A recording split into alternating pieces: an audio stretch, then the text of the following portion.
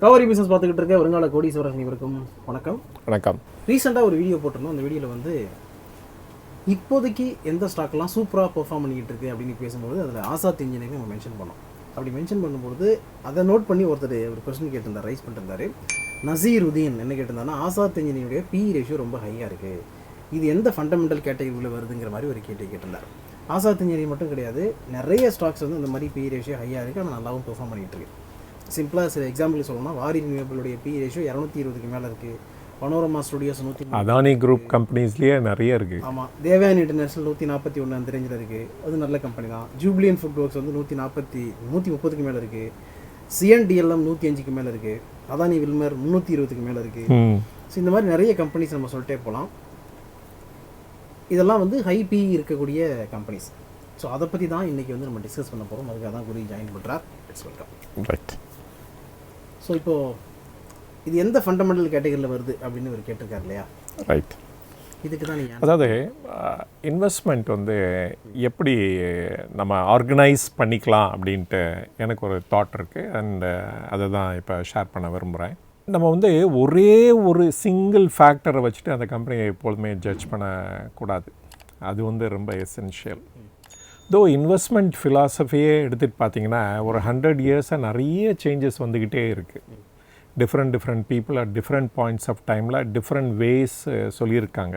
எது நமக்கு சூட் ஆகுதோ இல்லாட்டா வந்து ஒரு combination of different strategy adopt பண்ணுறது தான்.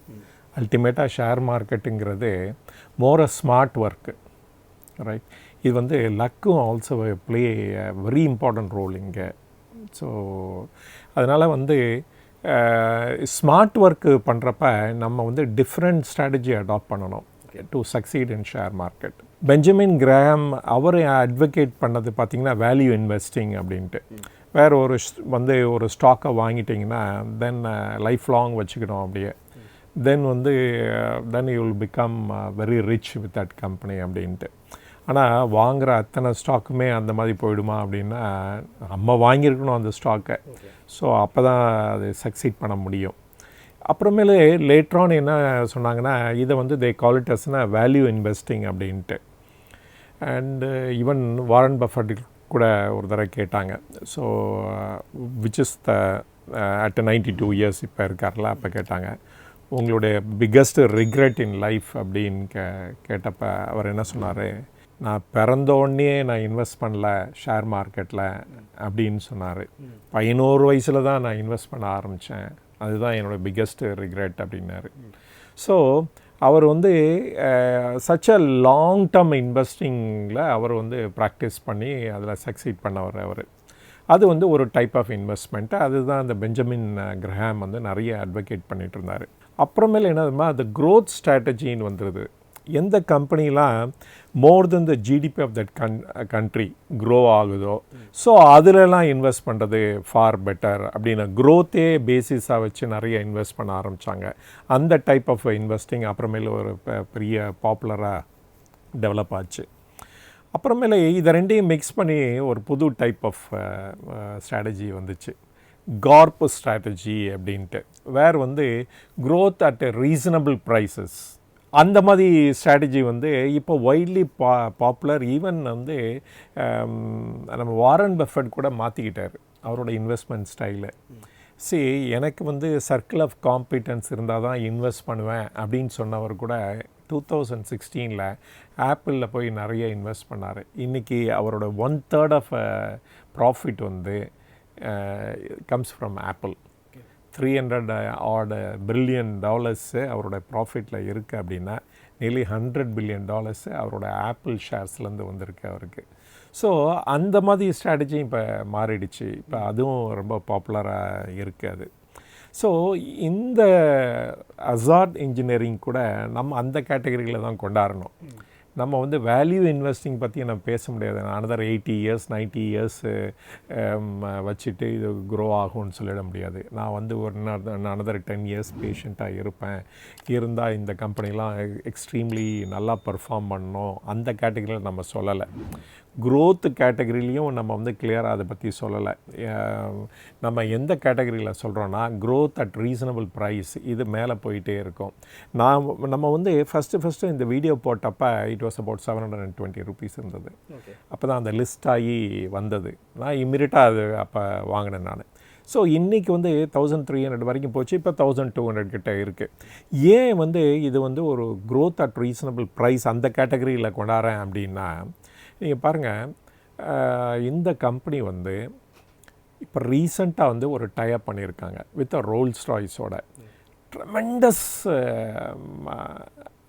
அதாவது இவங்களுடைய கம்பெனியோட மேனுஃபேக்சரிங் அபிலிட்டியை அவங்க வந்து என்டாஸ் பண்ணியிருக்காங்கன்னு தான் எடுத்துக்கணும். ஏன் அப்படின்னா அவங்க பண்ணுறது வந்து இந்த டிஃபென்ஸ் எக்யூப்மெண்ட்ஸ், அதுக்கு இவங்க வந்து சர்டன் கம்போனன்ட்ஸ் சப்ளை பண்ண போகிறாங்க. அது வந்து ப்ரிசஷன் கம்போனன்ட்ஸ். இந்த கம்பெனியை வந்து கேபபிள் அப்படிங்கிறனால தான் அந்த கம்பெனியை சூஸ் பண்ணியிருக்காங்க. அப்புறம் மொரோவர் நவ் வந்து எக்ஸ்பேன்ஷன் வேறு பண்ணுறாங்க ஹைதராபாடில். அது கூட is going to be started in this financial year. அப்புறம் பார்த்திங்கன்னா அந்த ப்ரொமோட்டரோட பேக்ரவுண்ட் பார்த்தோம்னா எக்ஸப்ஷனலி கிரேட்டாக இருக்குது. ஸோ இந்த மாதிரி வேரியஸ் ஃபேக்டரில் வச்சு சொல்கிறோம், ஓகே இது வந்து ஒரு க்ரோத் ஸ்டாக் அப்படின்னு சொல்லி இது வந்து டெஃபினட்டாக வந்து நல்லா பர்ஃபார்ம் பண்ணோம் ஃப்யூச்சரில் அப்படின்ட்டு நம்ம வந்து டைம் லைன்லாம் போடல. இது வந்து டெஃபினட்டாக க்ரோ பண்ணுறதுக்கு கிரேட்டர் சான்சஸ் இருக்குது அப்படின்னு சொல்லி, ஏன்னா இவங்களுக்கு காம்படிட்டர் கூட கிடையாது இந்தியாவிலேருந்து. ஸோ இந்த மாதிரி வேரியஸ் ஃபேக்டரை வச்சு சொல்கிறோம் நம்ம. ஸோ 3 இது பார்த்துட்டோம். ஒன்று வந்து தி வேல்யூ ஸ்டாக், அது டைப் ஆஃப் இன்வெஸ்டிங். அனதர் வந்து இந்த க்ரோத் இன்வெஸ்டிங், வேறு வந்து கண்ட்ரியோட ஜிடிபிக்கு மேலே வந்து எனி கம்பெனி இஸ் க்ரோயிங் அப்படின்னா அந்த கேட்டகரியில் கொண்டாடலாம் அந்த இது. அப்புறம் க்ரோத் அட் ரீசனபிள் ப்ரைஸஸ்லாம் இந்த மாதிரி கம்பெனிஸ்லாம் நம்ம கொண்டாடலாம். இப்போ அதே மாதிரி நிறைய கம்பெனி சொல்லலாம். இப்போ நெட்வெப், டாடா கம்யூனிகேஷன்ஸ், நியூலண்ட் ஃபார்மா, அப்புறம் பர்சிஸ்டன்ட், இந்த மாதிரி கம்பெனிஸ்லாம் இந்த கேட்டகரியில் தான் வரும். இதெல்லாம் வந்து ஹை பிஇயாக இருக்கலாம், இல்லாட்டா இவங்களுடைய இது பார்த்திங்கன்னு வச்சுக்கோங்களேன் ஃப்ரீ கேஷ் ஃப்ளோ கூட இல்லாமல் இருக்கலாம். அண்டு ஏன்னா இவங்க எக்ஸ்பேன்ஷன் பண்ணிக்கிட்டே இருப்பாங்க, இல்லாட்டா அதர் வெஞ்சர்ஸ்லேயும் இன்வெஸ்ட் பண்ணிகிட்டே இருப்பாங்க. அதனால் வந்து ஃப்ரீ கேஷ் ஃப்ளோவும் ஃபினாமினலாக இருக்காது, இல்லாட்டா பாரோயிங் கூட ஹெவியாக இருக்கலாம். ஸோ இருந்தாலும் இவங்களுடைய ஃப்யூச்சர் பொட்டென்ஷியலை வச்சு நம்ம கேட்டகரைஸ் பண்ணுறோம், இந்த கேட்டகரியில் வரும் அப்படின்ட்டு. அப்புறம் another thing which is also கரண்ட்டாக வைட்லி யூஸ்ட் அப்படிங்கிறது என்னென்னா த மொமெண்டம் இன்வெஸ்டிங். இப்போ வந்து ஒரு இம்பார்ட்டன்ட் இன்ஃபர்மேஷன் வருது, இந்த இன்ஃபர்மேஷனை பேஸ் பண்ணி நீங்கள் you can take a call on that. இப்போ வந்து ஒரு இன்ஃப்ராஸ்ட்ரக்சர் தீம் இருக்குதுன்னு வச்சுக்கோங்களேன். இந்த இன்ஃப்ராஸ்ட்ரக்சர் தீமில் வந்து இந்த கம்பெனிஸ் வந்து ரொம்ப நல்லா பண்ணும் அப்படின்னு சொல்கிறாங்க. அப்போது வந்து இந்த கம்பெனி நல்லா பண்ணும் அப்படின்னா தென் அந்த ஸ்டாக்ஸ் எல்லாம் வாங்கிக்கிறது. ஆனால் ரொம்ப கேர்ஃபுல்லாக இருக்கணும். அன்லைக் இந்த வேல்யூ இன்வெஸ்டிங் ஆர் க்ரோத் இன்வெஸ்டிங்குங்கிற அந்த இதை ஸ்ட்ராட்டஜியோட மொமெண்டம் இன்வெஸ்டிங்கில் நீங்கள் வந்து தரவாக இருக்கணும். அந்த லேட்டஸ்ட்டு ட்ரெண்ட்ஸ் அண்ட் இன்ஃபர்மேஷன்லாம் ரொம்ப தரவாக இருக்கணும். ஏன்னா உங்களுக்கு பாயிண்ட் ஆஃப் எக்ஸிட் வந்து எப்படி அப்படின்னா ஒரு 20% 30% ஹைக் ஆனோன்னே தென் அதுலேருந்து எக்ஸிட் ஆகிறது. You are not holding permanently அந்த ஸ்டாக்ஸ் எல்லாம். ஸோ இந்த மாதிரி ஸ்ட்ராட்டஜியும் வைட்லி பாப்புலர். அதனால் காம்பினேஷன் ஆஃப் டிஃப்ரெண்ட் ஸ்ட்ராட்டஜியில் நீங்கள் இம்ப்ளிமெண்ட் பண்ணால் தான் அதுதான் ஸ்மார்ட் ஒர்க் அப்படின்னு சொல்லலாம். எல்லா ஸ்டாக்கையும் நீங்கள் கொண்டு போய் வேல்யூ இன்வெஸ்டிங் இல்லாட்டா க்ரோத் இன்வெஸ்டிங் அந்த மாதிரி போட்டு வச்சுருந்தீங்கன்னா நீங்கள் வந்து யூ வில் கெட் ஸ்ட்ரக். டெஃபினட்டாக ஒரு 10 வருஷம் கழித்து உங்கள் போர்ட்ஃபோலியோலாம் டிஃப்ரெண்ட்டாக 5x போகலாம், 10x போகலாம், சான்சஸ் இருக்குது. அந்த 10x ஆகிற கம்பெனிலாம் நீங்கள் சூஸ் பண்ணியிருந்தால். ஸோ அதனால் வந்து யூ ஒன்ட் லூஸ், பட் ஆனால் அந்த லெவல் வரைக்கும் நீங்கள் பொறுமையாக இருக்கணும்.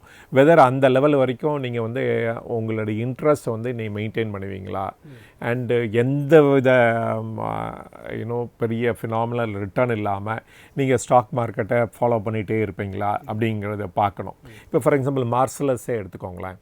இவங்களாம் அட்வொகேட் பண்ண ஷேர்ஸ்லாம் பாருங்கள், லைக் வந்து ஹெச்டிஎஃப்சி, கோட்டக் பேங்க்கு, அப்புறமேல வந்து ஏஷியன் பெயிண்ட்ஸ், இந்த மாதிரி கம்பெனிஸ்லாம் அவங்க போர்ட்ஃபோலியோவில் இருக்குது. பட் இந்த பாஸ்ட் 3 இயர்ஸில் என்ன பர்ஃபார்ம் பண்ணியிருக்குன்னு பாருங்கள். சரி, they have not performed at ஆல்னு சொல்லணும். ஆனால் வந்து ஹெவியாக இன்வெஸ்ட் பண்ணியிருக்காங்க. அண்டு ஒரு 10 இயர்ஸ் கழிச்சு தே மே பிகம் அ 10x. இன்றைக்கி இருக்க லெவல்லேருந்து 10x ஆகலாம், இல்லை 5x ஆகலாம்.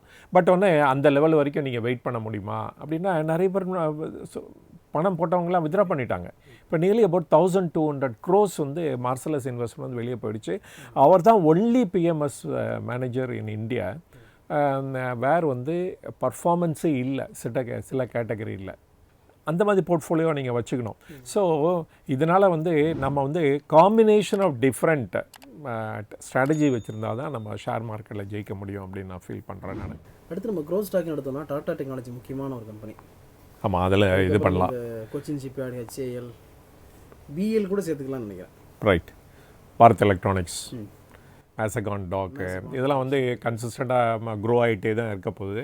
அண்ட் இந்தியாவோட ஜிடிபியோட இந்த கம்பெனி வந்து க்ரோ பண்ணிகிட்டே இருப்பாங்க, அதில் ஒன்றும் சந்தேகம் இல்லை.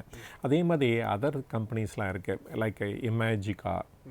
நம்ம அதை பற்றி நிறைய வீடியோ போட்டோம். பைசல்லோ, அப்புறமேல வந்து ஜியோ ஃபைனான்ஸ், இந்த மாதிரி கம்பெனிஸ்லாம் இந்த கேட்டகரியில் கொண்டாடலாம் க்ரோத்து. இதில் வேறு வந்து இவங்க க்ரோ ஆகிட்டே தான் இருப்பாங்க. அண்டு இவங்களுடைய பர்ஃபார்மன்ஸும் பெட்டர் அண்ட் பெட்டராக தான் போயிட்டுருக்கோம். அதனால் ஷேர் மார்க்கெட் வந்து ஸ்லோவாக தான் இன்ச் ஆகிட்டே இருக்கும், அப்போர்டில் ஸ்மாலாக போயிட்டே இருக்கும்.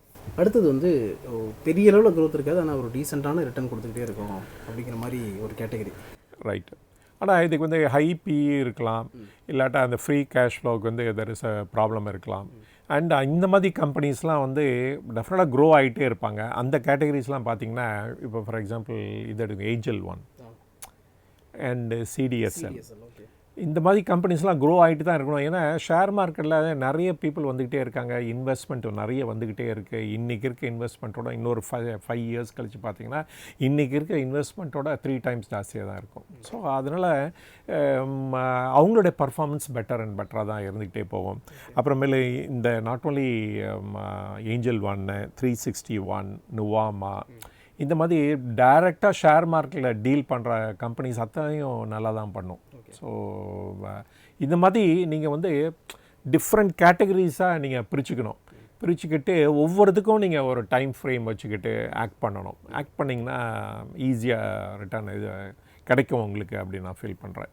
மொமெண்டம் இன்வெஸ்டிங் எடுத்துட்டிங்கன்னு வச்சுக்கோங்களேன். இப்போ வந்து இம்பார்ட்டன்ட் தீம் என்ன பாருங்கள், ரியாலிட்டி. இதில் வந்து நீங்கள் கேர்ஃபுல்லாக இருக்கணும், ஆல்வேஸ் ஃபாலோ பண்ணிக்கிட்டே இருக்கணும்.